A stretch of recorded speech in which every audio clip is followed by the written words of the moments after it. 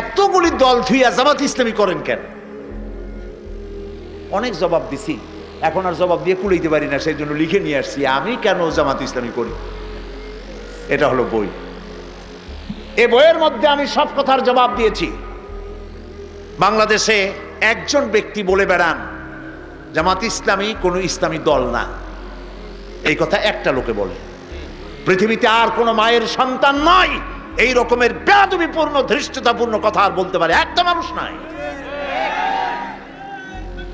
মাওলানা মওদুদী রহমতুল্লাহ আলাইহির লেখার সাথে দ্বিমত পোষণ কেউ করলে করতে পারে।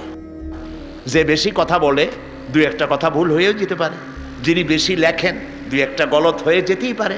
মাওলানা মওদুদী তিনি কোনো মাযহাবের ইমাম নন, তিনি কোনো ফকিহ নন, তিনি ইসলামিক মুফাক্কির ইসলাম মুজাদ্দিদ ছিলেন।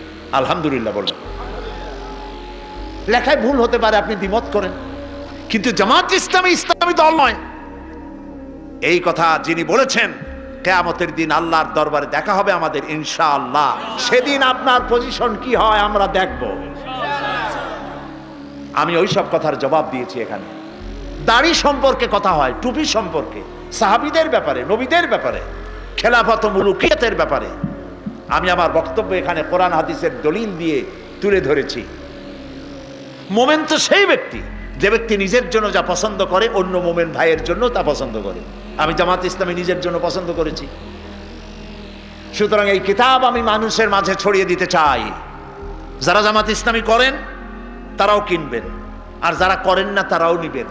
জামাত ইসলামী যারা করেন তারা নিবেন কেন? এই জন্য নিবেন ওই প্রশ্নগুলির জবাব দিতে পারবেন কোরআন আর হাদিস দিয়ে।